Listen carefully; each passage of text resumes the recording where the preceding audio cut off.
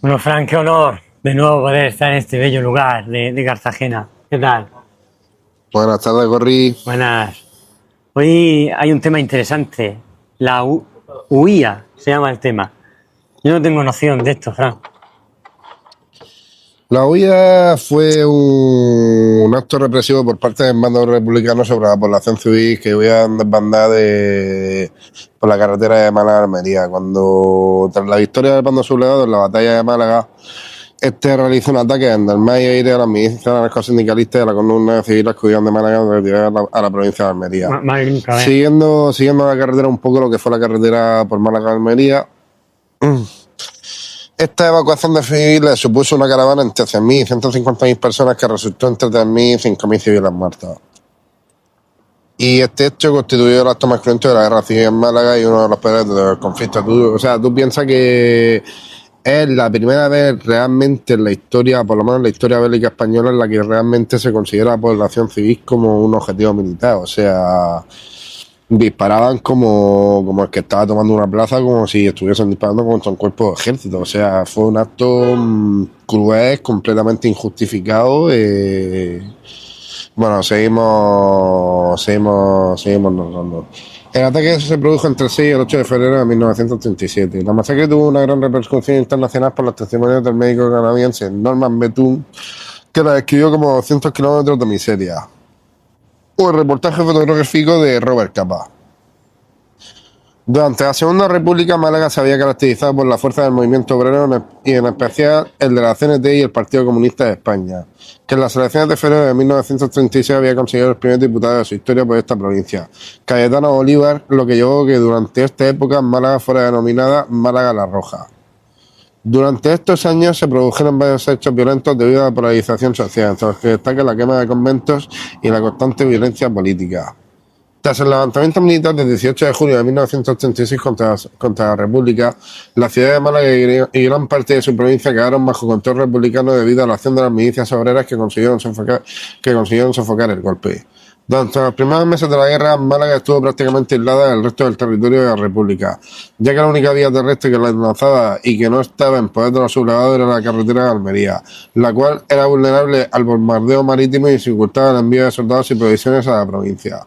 De hecho, esta carretera se encontraba cortada a principios de 1937 por unas inundaciones acaecidas en Motril. Por ello, las autoridades de Málaga actuaron en muchas ocasiones al margen de las decisiones del gobierno republicano. El 13 de enero de 1937, la aviación sublevada bombardeó el puerto de la ciudad de Málaga. Según la prensa franquista, el bombardeo en combinación con fuego de artillería de una unidad de la Armada ocasionó 300 muertes y 1.000 heridos. Se produjeron además varios incendios en el puerto y en la ciudad.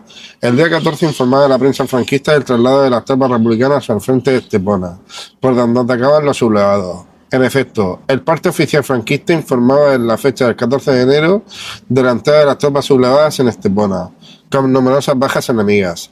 El día 15 de enero fue ocupada por las tropas sublevadas San Pedro de Alcántara, próxima a la localidad de Marbella, que cayó 2 días más tarde, el domingo 17 de enero.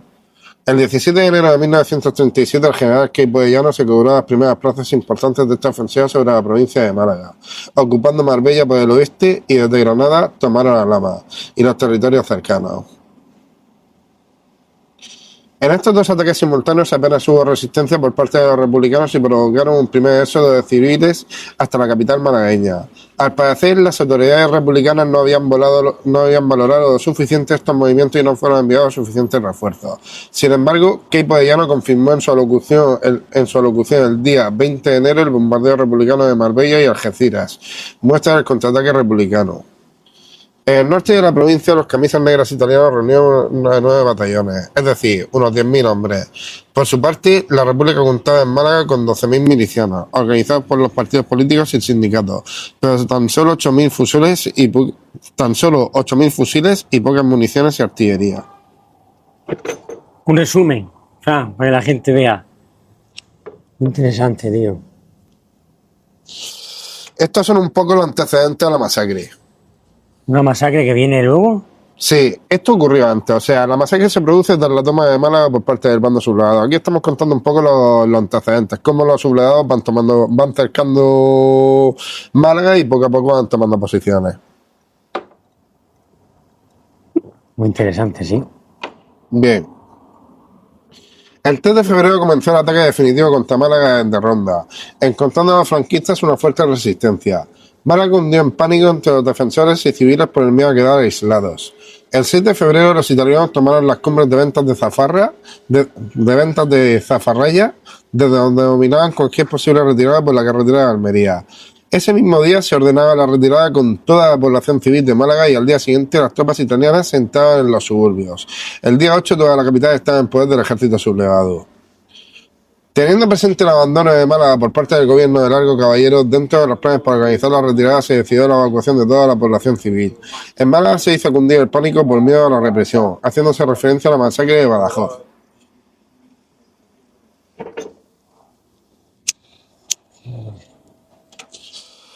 Muchos civiles, entre los que se mezclaban los milicianos armados, emprendieron la huida por la carretera de Almería. Esta permanecía en territorio controlado por la República, si bien estaba a merced de los bombardeos desde tierra, mar y aire.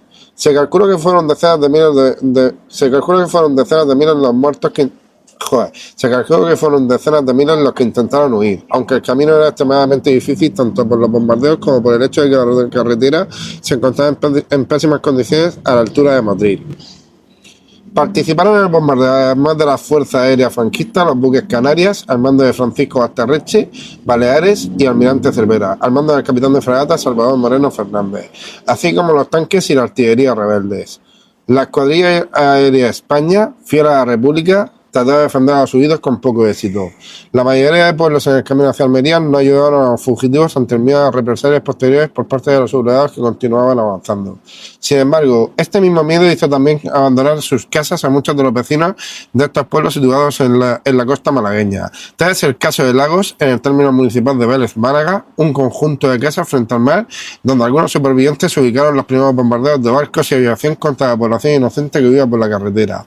Asimismo, el 8 de febrero también tuvo lugar un desembarco en Torre del Mar con la intención de cortar la retirada de los huidos. Uno de los principales testigos de la masacre fue el doctor canadiense Norman Bethune, quien llegó a la provincia de Almería con su unidad de transfusión de sangre y durante 3 días él y sus ayudantes, Hudson Said y T.C. Worsley, socorrieron a los heridos y ayudaron en el traslado de los refugiados hacia la capital almeriense. Esta traumática experiencia le llevaría a escribir el relato El crimen de la carretera Málaga-Almería. Lo que quiero contaros es lo que yo mismo vi en esta marcha forzada, la más grande, la más horrible evacuación de una ciudad que hayan visto en nuestros tiempos. Por su parte, Worsley dejó escrito su testimonio de carrera en el libro Behind the Battle, en 1939, o sea, traducido después de la batalla. Otro de los testigos presenciales de la masacre fue el periodista Lauren Beresworth, corresponsal de The Times de Londres. El responsable del faro de Torre del Mar, Anselmo Mirar, observando que los atacantes usaban la luz como referencia para los bombardeos nocturnos, decidió apagar su faro. Se mantuvo así durante 2 noches para facilitar la huida de los refugiados. Cuando la zona fue tomada por los sublevados, fue detenido y fusilado por esta acción. El frente quedó fijado en Albuñol, hasta el final de la guerra civil. A la llegada de Adra se produjeron disturbios, ya que la población pasó de 5.000 a 25.000 habitantes. Los milicianos abatieron a quienes intentaban adueñarse de los vehículos del Socorro Rojo y el 9 de febrero se produjo el saqueo de domicilios y negocios.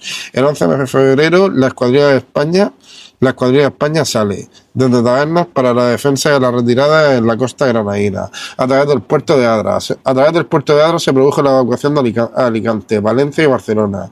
Igualmente, la represión sobre aquellos que habían permanecido en la ciudad fue más brutal desde la masacre de Badajoz, en agosto de 1936.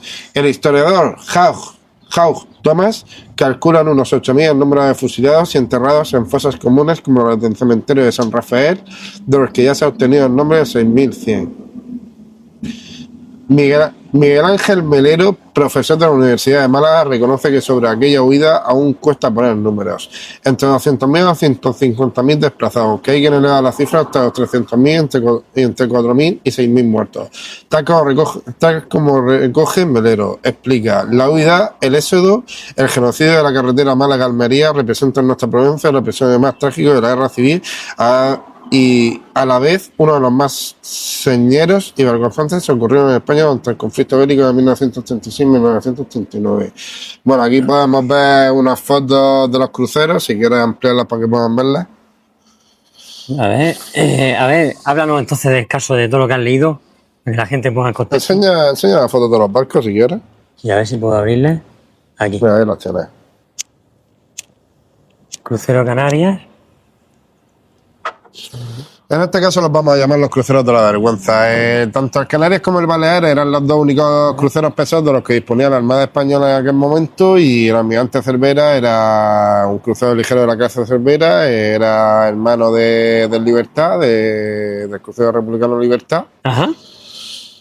Y bueno, eran un poco los efectivos con los que disponía. Esos son los cruceros, bueno, esos 3 cruceros fueron los que participaban en el bombardeo de la carretera Málaga-Almería.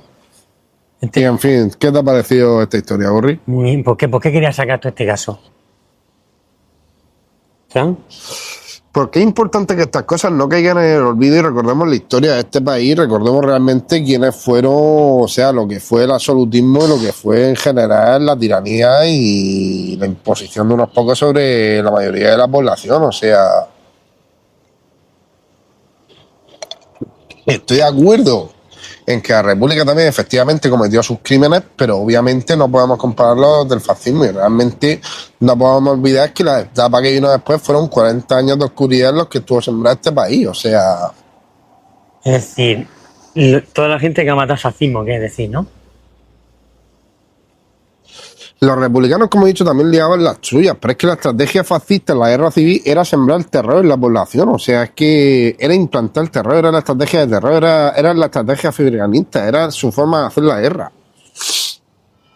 ¿Y aquí qué te impacta de este caso? ¿Cómo actuaron, lo que hicieron? Que me parece vergonzoso, porque es que realmente, si tú te paras a pensarlo, qué importancia táctica tiene disparar sobre la población civil. Es que no estamos hablando de un ejército en republicano, es que estamos hablando de más de 100.000 civiles. Fue un ataque gratuito sobre la población y un acto vergonzoso. Vergonzoso. Estamos hablando que hubo muchos muertos, ¿no? Mm. Por lo menos entre 3.000 y 5.000 muertos. ¿Cuánto? Entre 3.000 y 5.000 muertos. Y eso sin contar los heridos. Madre mía. Pone la huida, el éxodo, el genocidio de la... Los republicanos lo llamaban como la huida. O sea, la huida en andaluz. Y los fascistas lo conocían como la desbandada. Aquí pone, aunque hay quien eleva la cifra de 300.000. No, pero 300.000 refugiados. Es a lo que se refiere. Y entre 4.000 y 6.000 muertos. Efectivamente. No se saben las cifras exactas, pero es en torno a lo que ronda. Entonces, este caso partimos así que la gente, para grosso modo, un ataque que hubo, ¿no? Así, Hablamos que no es solo la población de Málaga la que huye, o sea, también la de los pueblos colindantes. Resumidamente, para que la gente lo entienda, hubo un ataque, ¿no? Básicamente queda Málaga Sí. y por mar, con el apoyo de la aviación italiana y la aviación alemana, atacan a la población civil. O sea, es que no es una batalla, no es nada, es directamente fuerzas regulares disparando sobre población civil que huye hacia zonas seguras, ponerse a salvo de los bombardeos, de la guerra, de la miseria. Ahí mataron de todo. Pues disparar contra mujeres, contra niños, contra ancianos, contra todo lo que... Fue un sinsentido, una cosa que dices tú, ¿y qué justificación tiene? ¿Qué valor estratégico tiene esto? Fue represión pura y dura. Fue sembrar el terror sobre la población. Es que ellos se dedicaban a eso. Ellos no se dedicaban a tomar plazas, se dedicaban a tomar plazas y a sembrar el terror. Había casos de pueblos donde llegaban los fascistas y el pueblo entero era aniquilado. ¿Sí? Pero a lo bestia, ¿no? Totalmente. No te preguntaban si era fascista o era No, comunista, en aquella época no te preguntaban. En aquella época te pegaban 2 tiros en la cabeza y todo eso. Pero ellos tenían su gremio hecho ya, ¿no? Sí, claro, por supuesto. Ellos estudiaban la zona. Y esta zona era para ellas roja a tope, ¿no? Claro, y después los que llegaban, pues los que tenían que limpiar. Al final ellos tenían que dejar claro que ellos eran la nueva autoridad. O sea, que ellos no habían venido a perder la guerra. Ellos estaban convencidos de lo que estaban haciendo. ¿Qué mensaje quieres dejar con este? Mensaje ninguno, simplemente que no olvidemos la historia y que recordamos realmente lo que fue el fascismo y lo que supuso una guerra civil en este país. O sea, yo muchas veces cuando escucho a la gente hablar de ciertas cosas, que digo yo, pero vamos a ver, hijo mío, ya no tenemos memoria, ya la historia ya, eso, ¿para qué está? ¿Para puro pasatiempo? ¿Para qué está? Estas cosas pasaron y esto no hay que olvidarlo, o sea, es algo que no debería caer en el olvido. Aquí participó, dice Alemania. Si no estoy equivocado, estuvo también apoyado por la aviación italiana y la aviación alemana. ¿Qué pintaban aquí ellos? Ellos estaban apoyando al bando franquista. Ellos participaron y además participaron en la guerra tanto de forma pasiva como de forma activa. De forma pasiva mandando armamento y material de guerra y de forma activa a través de la aviación y de su propia flota y de sus propias tropas, que ellos también participaron en la guerra civil. O sea, la guerra civil no fue solo una guerra, no tenemos que entenderla, es algo muy complicado. O sea, por un lado la tenemos que entender como lo que fue una guerra civil entre españoles, pero es que por otro lado fue una guerra muy internacional porque participaron gente de diferentes países, incluso muchas veces también matándose entre ellos. O sea, gente de un mismo país que luchaba. Unos venían a luchar por un bando y otros venían a luchar por otro. Como es el caso de la batalla de Jarama. ¿La batalla del Jarama? La batalla de Jarama. Eso lo dejamos para otro podcast, Corri. Ha sido un Que placer. tú te vienes muy arriba enseguida. Este lo cerramos ya. ¿Crees que... A ver... ¿Crees que... Espera, Corri, calaica. Calaica, Calaica. Pues bueno, la verdad que sí, impacta mucho porque sin venir a cuento, de la noche a mañana te viene y arramblan el pueblo, ¿no? Sí, básicamente, o sea, es como lo que vemos hoy en las noticias con la guerra de Gaza, pues lo mismo, disparar sobre la población civil, o sea, es un crimen de guerra repugnante, además, es que es lo que es el lado oscuro de todas las guerras, o sea, que esto es la guerra. Esto es la guerra, o sea, la guerra no es nunca ni por construir ni por nada, no, la guerra es lo que es. Es lo que es. Y la población civil siempre es la que más sufre, siempre, en todas las guerras. Me estaba hablando que los fascistas actuaban así, Franco actuaba así.